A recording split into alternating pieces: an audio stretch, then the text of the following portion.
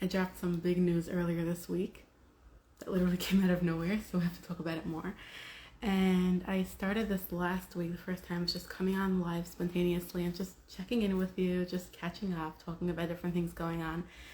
And I really liked how it worked out. It was really, hi, thanks for joining. It was just this really casual, just conversation, and you were asking your questions, and whoever's able to come on live, great. And then it's always on the feed, so you can watch the replay. And I think it's just a better way of catching up than necessarily like going through stories and going through lots of stories that are only about a minute. And here we get to do a live that's on the shorter side, about 10 to 15 minutes of just catching you up, answering your questions, checking in about what's going on, because there are so many exciting things in store and just happening behind the scenes. Hi everyone, good morning, good afternoon. So the big announcement that I made earlier this week about the new workshop, The Secrets of Niddah, is the brand new offer, really exciting. And this is the culmination of all my work in the past 4+ years of doing this, of really digging into the questions around the cycle. And specifically as a Jewish woman, it's inevitable that we're going to touch on this topic. So this workshop is really like a compilation of everything that I've learned over the last few years and delved into myself with my own research and work, and also this work that I've studied from my teachers and mentors and other Jewish women who've, done a lot of research in this work as well. So we're putting all that together to make this an awesome, base of knowledge that every woman should have around Niddah. I think a big disconnection that we have is there's so much focus. There's so much focus on mikvah and taharas hamishpacha in general, which is beautiful, as it should be. But there's so little about Niddah itself, which is kind of mind-boggling, because that's where, I did the poll on stories last week, where what's the biggest struggle that most people have, and I think we got like 64% was actually being in Niddah was the biggest struggle, versus some people struggle with preparing for mikvah, some people struggle with mikvah itself, but the Niddah was actually the biggest struggle. So it's kind of mind-blowing that there aren't more resources around this, and there should be. And me, as someone who talks about the cycle, and specifically the period, the time of menstruation, as a time for empowerment, a time for connecting to ourselves, a time for really, there's so much there that we're not aware of, that nobody talks about, that we don't see. The same applies to Niddah, which is the menstrual period and the 7 days after, as we build up towards mikvah. But it's actually, there's so much there that it's not just about waiting. It's not just about getting to the other side. There's so much in the Niddah phase itself that is empowering, that is connecting. The main thing being that this is the concept I heard from Sarah Yehudit Schneider, who was sharing with the concept of we have to individuate in order to consummate. Like, there can't be just a marriage, just a relationship, just a combination of two. There has to be also individuality. Like, we have to be our own individuals of then coming together, as opposed to everything being about the coming together, which really the connection and unity is the beautiful purpose of marriage and relationship. But it's not authentic. It's not authentic connection if we're not also connected to ourselves, if we're not also an individual for ourselves. So the Niddah process really is the embodiment of this concept of really taking the time for ourselves. And as women, we're the ones who bring the cycle into the relationship, who bring the cyclical aspect into the relationship. But it's the same for men. They also need the individuality, that time to be on their own, be their own individual, and then together, the husband and wife, the man and the woman, come together as separate individuals connecting, as opposed to everything just being about the connection, because there is no connection if there's also no room for separation and being individual itself as well. So it's not the whole class. This is literally a small nugget. I'm just sharing a small nugget of something that we're going to cover, but there's so much more, so many deep concepts. And especially, we're doing this in the 9 days, and this is intentionally so. This class is being on August 7 at 1 p.m. It's being recorded if you can't make it live that time. So you'll have access to it for 30 days. But it's in the 9 days, intentionally so, because literally every single year when we come to this time of year, the 3 weeks to 9 days, which we're almost coming into, it can become such a depressing time for many people. And from the 3-4 years that I've been on here on Instagram, every single time we come to that time of year, I feel so called, like I want to share the deeper things behind it, especially as feminine, especially as women, how we can connect to this, because literally it's the Shekhinah in exile that we're honoring in this time. And the Shekhinah is the divine feminine, and Niddah is our embodiment of the feminine in this world and in the spiritual part of our relationships. And there's so much there to connect to, and it's twofold. It makes it easier to be in this time as we mourn the 3 weeks and 9 days and everything that it means to be in exile, and as we process our own Niddah process through our cycles, through within our relationship and everything that comes up around it. There's so much to dive into and so much to explore, and it's really so connected. So it's not a mistake. It's very intentional that I'm doing this workshop in the 9 days, because they're both really, bouncing off of each other, and they're both different aspects of the feminine. So really Niddah is about connecting to our feminine, connecting to ourselves, connecting to ourselves as women, how to care for ourselves. So it's going to be very practical. Like, we'll have very practical tools of how to do this, and we'll also have very spiritual, deep concepts of supporting the meaning of Niddah and how we can connect to it in a deeper way. So it's kind of like mystical and practical and spiritual and physical, all wrapped in one class and one workshop. So I'm really excited for that. So that's one big update. Then we also have, what else? Oh, so something I'm starting for the embodied group. So whoever joined my cohort for the FAM course in May, I'm doing bi-monthly charting circles. So that's something I'm going to start offering in future cohorts as well. So when you join embodied in November is the next time we're launching it. It's twice a year. So in the fall, if you want to join, you can get on the wait list on my website, reclaimwomanhood.com. And you get all these extra perks. It's not just that you're joining a 6-week course. You're joining a community for life, because you get to come back every year, and you get these bi-monthly circles of support. You get a whole library of videos, pre-recorded videos about the FAM method and how to do it practically and all the different connections around it.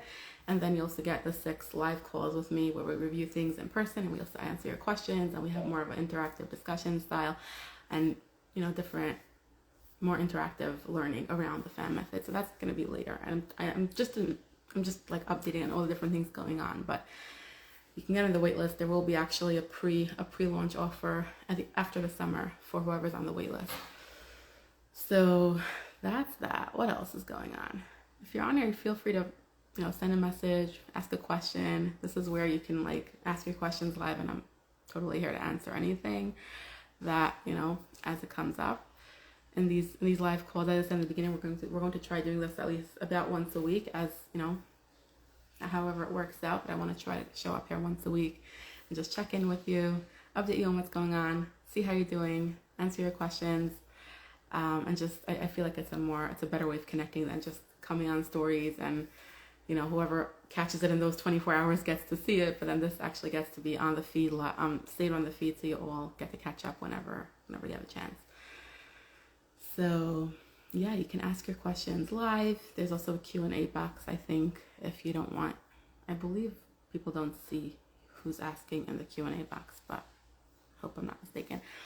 In the future, I guess we can collect Q&As anonymously, and I'll bring it up in these calls and these live sessions, so that I can answer it for you. But yeah, if you're here and you have any questions, let me know. And I'm thinking about what else there is going on. Oh, there was also, I'm going to talk about this maybe later on when things are less busy with everything going on in my stories right now. But I actually did a lovely interview with Batia from Torah Birthing. She has a private podcast on birth stories. And I was hesitant to share my birth stories on a public podcast, even though you know me, I've been on podcasts. At this point, I share a lot. But when it came to my birth story specifically, I was resistant, because I felt like there's so many ways to take it out of context and say that I said something, or that I believe in one way of birth, which is really not true. I believe in the woman having her empowered birth in her own way. But I don't talk about birth a lot on my account, because my account is specifically for cycles.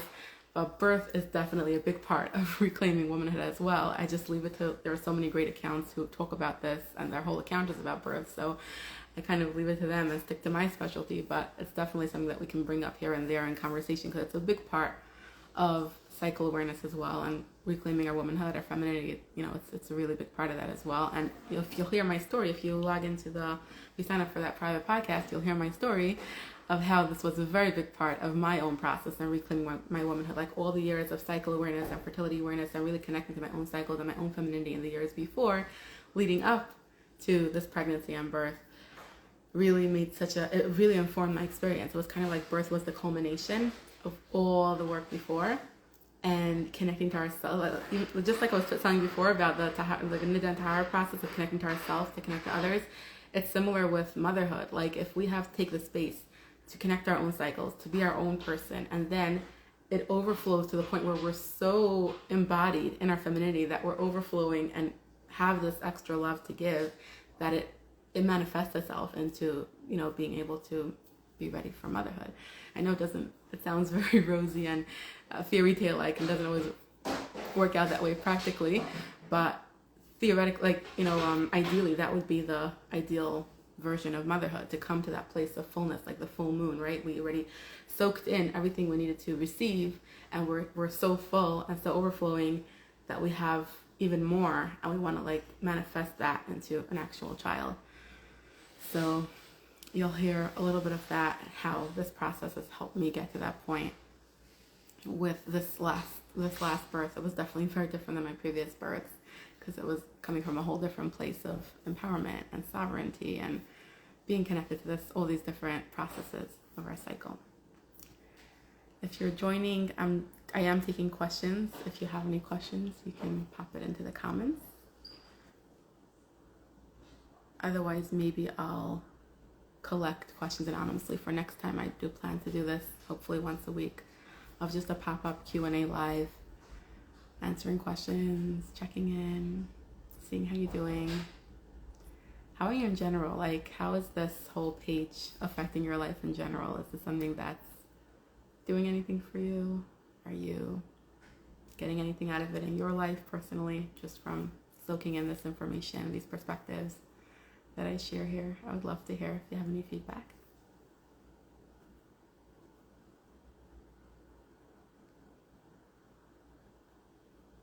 I opened a space of Reclaim Womanhood. I opened it with the intention of having a community space, which is a little hard on Instagram because it's kind of a one-way, right? It's not necessarily a back and forth. But I do try, that's why I do these Q&As, and I try to share questions that people bring in. And I try to make the content applicable to what people are looking for.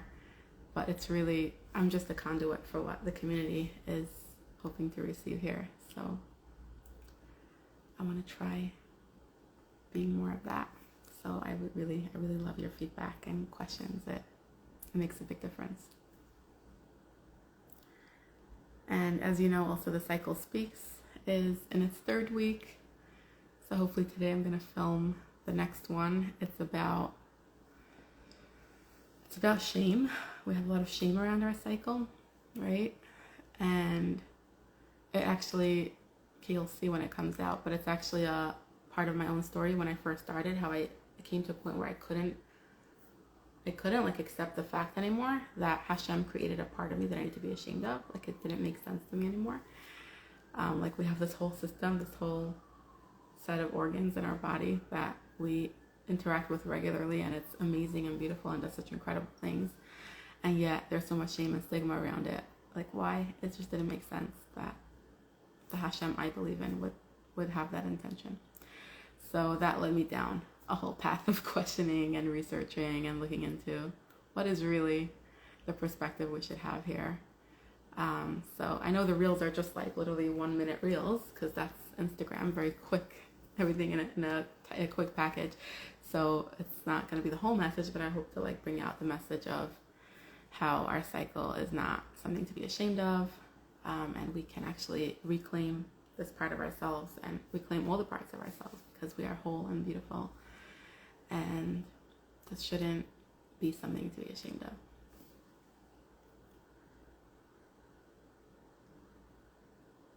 Hello, thanks for joining.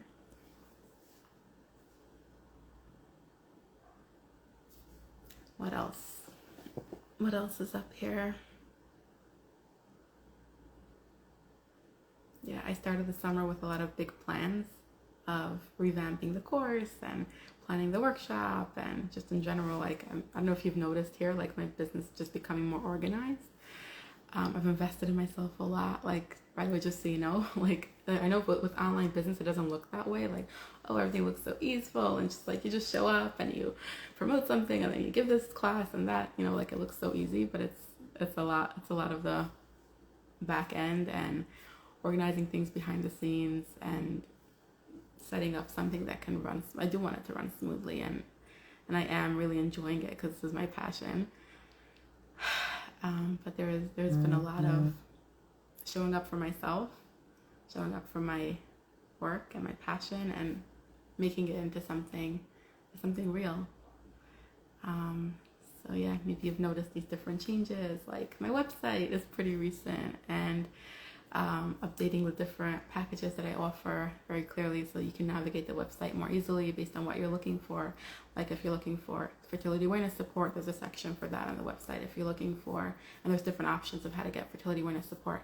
There is cycle wisdom, so there's different options around that of connecting to our cycle regardless. Like this is not just a page of fertility awareness. You can be here even if you're not planning to use fertility awareness at all, whether it's for birth control or conceiving or anything like that. That's just one part of what I do. There's a cycle wisdom, just connecting to our cyclical nature as women regardless of, where you're at with that. And then, of course, the third section is Tahara Samishpacha, which, as you know, this new offering of Secrets of Niddah is under that topic. So you have these 3 categories on my website that you can explore and look through the different options and see what speaks to you, because there's really something for everyone.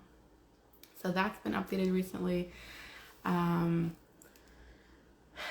Yeah, and just really believing in myself more and what I have to offer. I feel like this is a constant inner work of, I feel like when like so many of us who are offering something to the world and know that we have something to offer, sometimes there is like the worthiness to contend with, like, who am I? Like, can I really do this? Can I offer this? Like, why would anyone, believe in me? Like, it has to start with me. Like, I believe in myself and my own worthiness, and that whole inner work has been such a journey as well.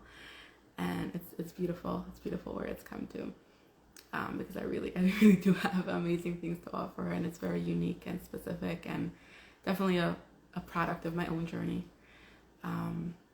So it's very meaningful to me, and I feel so happy to be able to offer all this and make a difference for other women as well. And it fills me with purpose, because this is my mission in this world. When you find your calling, it's a whole nother level. Okay, a question came in. Would love to try FAM, but nervous to make mistakes. Am I able to trial run while on hormonal birth control? Great question. Yeah, this is a big one of people being nervous about making mistakes, especially if it's high stakes and they need it to be very effective.